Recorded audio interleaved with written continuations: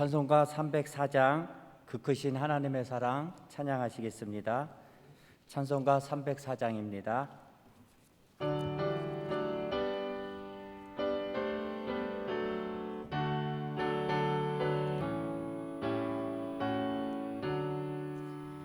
그 크신 하나님의 사랑 말로 다 형용 못하네. 저 높고 높은 별을 넘어 이 낮고 낮은 땅 위에 죄범한 영혼 구하려 그 아들 보내사 화목 제물 삼으시고 죄 용서하셨네. 하나님 크신 사랑은 증량다 못하네.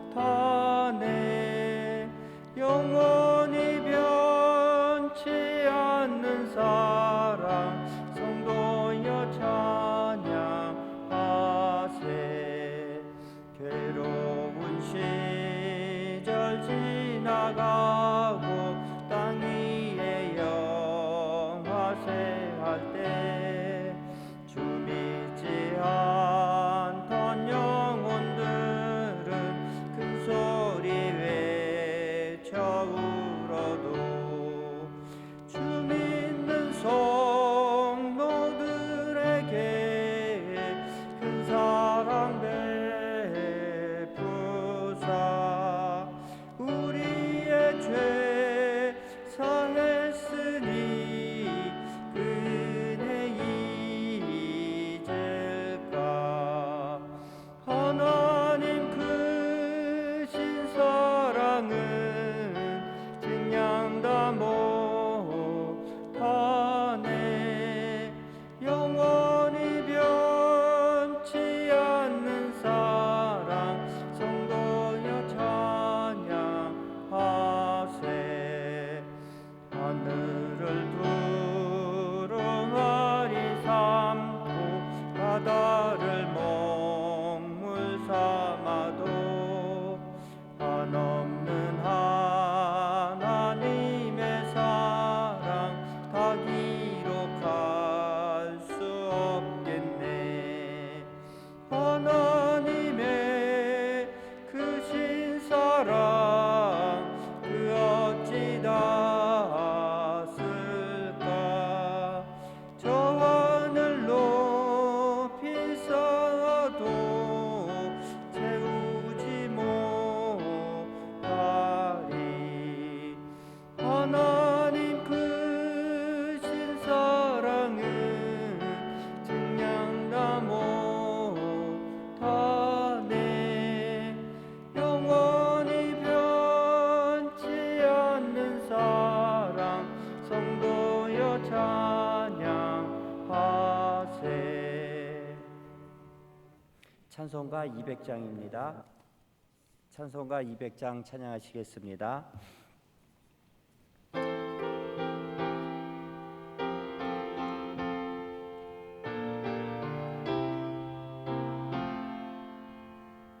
달고 묘한 그 말씀 생명의 말씀은 귀한 그 말씀 진실로 생명의 말씀이 나의 길과 믿음 밝히 보여주니 아름답고 귀한 말씀 생명샘이로다. 아름답고 귀한 말씀 생명샘이로다. 귀한 주님의 말씀은 내 노래 되도다. 사람을 살리는 생명의 말씀을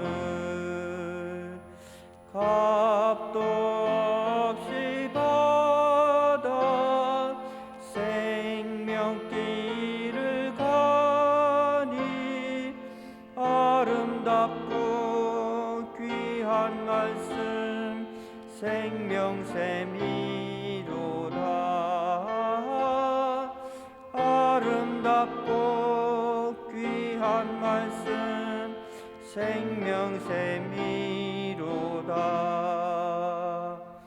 널리 울리어 퍼지는 생명의 말씀은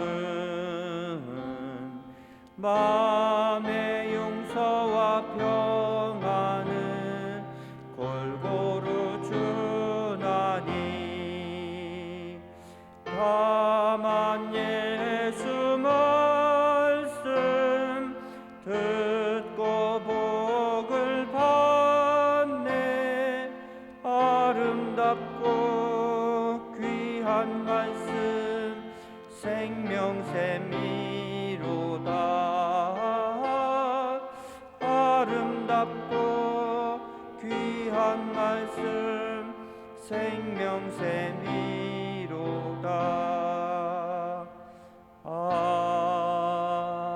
아멘. 사도신경으로 우리의 신앙을 고백하겠습니다. 나는 전능하신 아버지 하나님 천지의 창조주를 믿습니다. 나는 그의 유일하신 아들 우리 주 예수 그리스도를 믿습니다. 그는 성령으로 잉태되어 동정녀 마리아에게서 나시고 본디오 빌라도에게 고난을 받아 십자가에 못 박혀 죽으시고 장사된 지 사흘 만에 죽은 자 가운데서 다시 살아나셨으며 하늘에 오르시어 전능하신 아버지 하나님 우편에 앉아 계시다가 거기로부터 살아있는 자와 죽은 자를 심판하러 오십니다. 나는 성령을 믿으며 거룩한 공교회와 성도의 교제와 죄를 용서받는 것과 몸의 부활과 영생을 믿습니다. 아멘. 안정원 목사님께서 말씀 전해 주시겠습니다. 함께 보실 하나님의 말씀은 잠언 7장 말씀입니다. 잠언 7장 22절에서 27절까지의 말씀, 구약 918페이지에 있습니다. 잠언 7장 22절에서 27절까지의 말씀입니다. 잠언 7장 22절부터 27절 말씀 봉독해 드리겠습니다. 젊은이가 곧 그를 따랐으니 소가 도수장으로 가는 것 같고 미련한 자가 벌을 받으려고 쇠사슬에 매이러 가는 것과 같도다. 필경은 화살이 그 간을 뚫게 되리라. 새가 빨리 그물로 들어가되 그의 생명을 잃어버릴 줄을 알지 못함과 같으니라. 이제 아들들아 내 말을 듣고 내 입의 말에 주의하라. 내 마음이 음료의 길로 치우치지 말며 그 길에 미혹되지 말지어다. 대저 그가 많은 사람을 상하여 엎드러지게 하였나니 그에게 죽은 자가 허다하니라. 그의 집은 수월의 길이라 사망의 방으로 내려가느니라. 아멘. 우리는 계속해서 음녀에 관한, 음행에 관한 말씀의 교훈을 받고 있습니다. 이미 잠언 2장과 5장과 6장에서 음행에 관한 말씀을 충분히 살펴본 것 같습니다. 그런데 7장에서도 음행에 관한 말씀이 반복되고 있는 것이죠. 여러분, 그 이유가 무엇일까요? 그 이유는 음행을 피하고 거룩과 정결을 지키는 일은 아무리 강조해도 지나치지 않을 만큼 중요하다라는 것입니다. 또한 음행의 유혹에서 자유로운 사람, 자유로운 시간은 단 한 사람도, 단 한 시간도 없기에 반복적으로 경고를 받아 어리석은 자리로 떨어지지 않도록 주의를 해야 한다는 것입니다. 어제에 이어 음녀가 어리석은 젊은이를 유혹하고 있습니다. 어떤 방식으로 유혹을 하고 있나요? 오늘 우리가 읽지는 않았지만 14절로 한번 가보겠습니다. 14절과 15절 말씀입니다.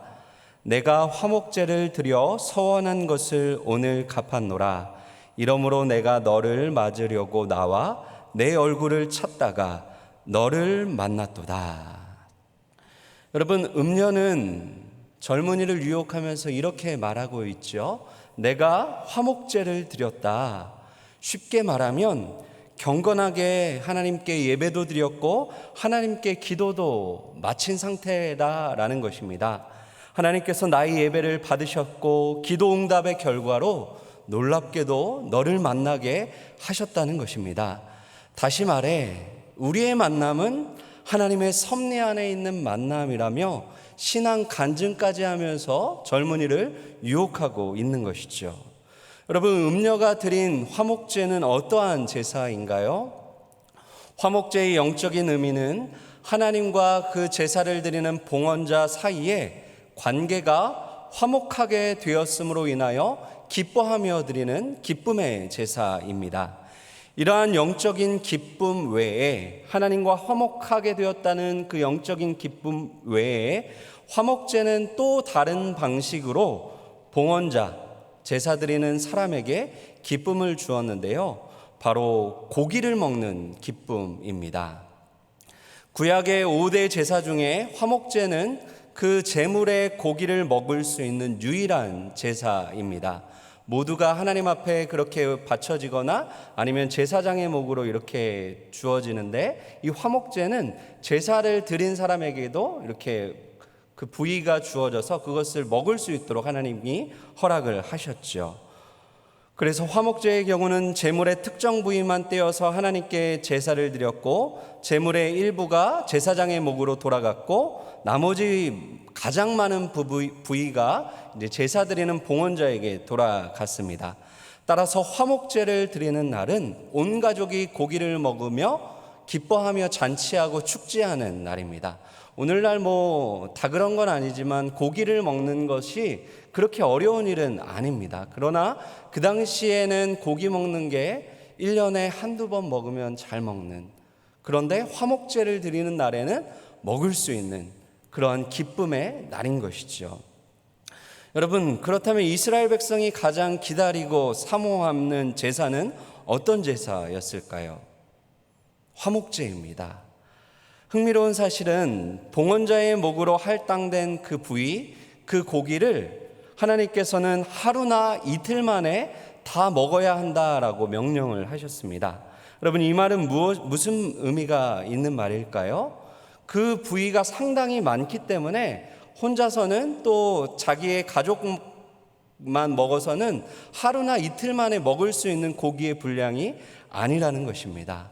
나눔의 기쁨을 하나님께서 가르쳐 주시는 것이죠. 너만 먹으려 하지 말고 이웃과 함께, 친구와 함께, 심지어는 더 나아가서 사회적인 약자와 가난한 자들과 함께 그것을 나누어 먹음으로 인하여 하나님의 기쁨과 하나님의 화목이 확대되어지고 그렇게 전파되어지기를 기대하시면서 그렇게 명령을 하시는 것이죠.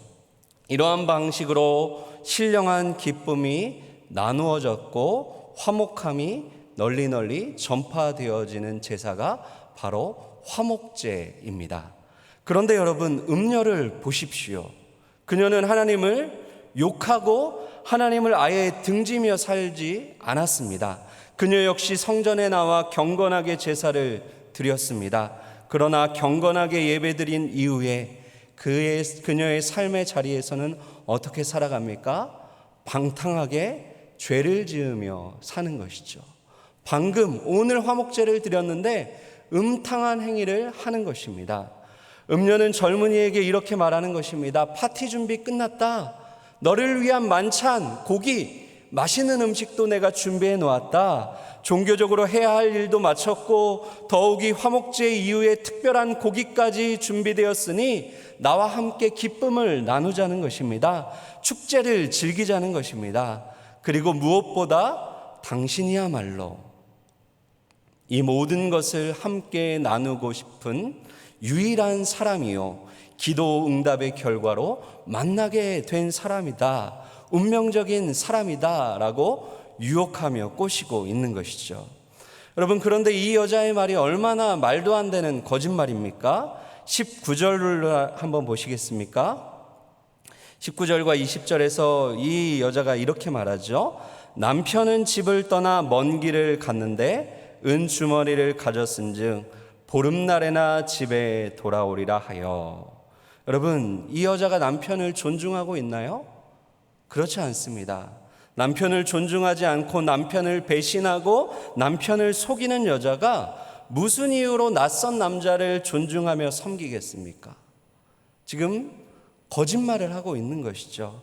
단지 자기 만족과 정욕의 수단으로 그 젊은 남성을 이용하려고 그렇게 유혹하고 있는 것입니다. 여러분, 음행은요, 모든 관계를 파괴하고 깨트리는 매우 사악한 죄악입니다. 하나님과의 관계만 깨어지고 하나님과만 불화하는 것이 아니라 인간관계의 그물망을 다 깨트려 놓는 것이죠. 이 음녀는 남편이 있는 여자입니다. 그런데도 남편에게 충실하지 않습니다. 다른 남자와의 성적 일탈을 원하고 있습니다. 그런데 성적 일탈의 파트너가 되는 상대방 역시 누군가의 관계 안에 묶여 있는 그런 사람임을 의식하지 못하고 있는 것이죠. 배우자가 있을 수도 있고 아니면 누군가의 아들이고 누군가의 딸인 것이죠. 그러나 왜곡된 성적 욕망은 이 모든 관계를 파괴하고 깨트려 버립니다. 여러분, 미국에서 실제로 있었던 일입니다. 어떤 남성이 다른 지역으로 출장을 가게 되었고 호텔을 이제 잡게 됩니다. 그런데 길거리에서 받게 된 그 콜걸 명함을 이제 가지고 이제 콜걸을 호텔방으로 불러들였습니다. 콜걸이 도착하여 문을 열어 주었는데 자신의 딸이 그 앞에 서 있었다고 합니다. 여러분, 모든 사람은 누군가의 배우자이고 부모이고 아들이고 딸입니다. 우리는 이런 관계 안에 묶여 살아갑니다. 참된 지혜는 나에게 주어진 관계에 충실하며 사는 것입니다. 뿐만 아니라 더 나아가서 상대방이 맺고 있는 그 관계를 존중해주고 그것을 인정해주며 그것을 지켜주는 것이 참된 지혜인 것이죠. 요셉이 보디발의 아내의 유혹을 물리치면서 그녀에게 했던 말 중에 매우 중요한 말이 있습니다. 당신은 그의 아내임이라. 당신은 그의 아내임이라.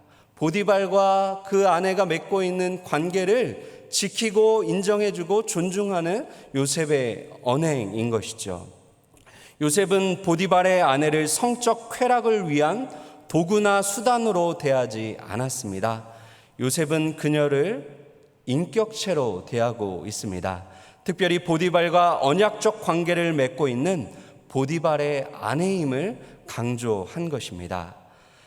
음녀는 이러한 모든 것들을, 이런 모든 관계를 파괴하며 깨트리고 단절시키려고 합니다. 음녀의 침실은 매우 화려하였고 매혹적이었으며 영원한 즐거움과 기쁨을 주는 공간처럼 보였습니다. 그러나 사실은 그녀의 집 지하실에 내려가면 사망의 잠을 자고 있는 해골이 산더미처럼 쌓여 있는 것이죠. 27절입니다. 그의 집은 수월의 길이라 사망의 방으로 내려가느니라. 음녀는 최상의 기쁨을 약속했지만 음행의 결과는 정반대였습니다. 성적 타락과 방종은 독약을 마시는 것보다 더 끔찍한 결과를 가져다 줍니다. 음행의 길로 들어선 사람은 불행하고도 고통스러운 결말을 맞이하게 됩니다. 바람을 피우고 호색하는 사람들은 결코 행복할 수도 건강할 수도 없습니다. 성적인 죄악은 본인은 물론이고 가족에게도 치유될 수 없는 상처를 주는 것입니다. 한 걸음 더 나아가 교회 공동체의 영적 순결에도 큰 손상을 입히는 해악인 것이죠.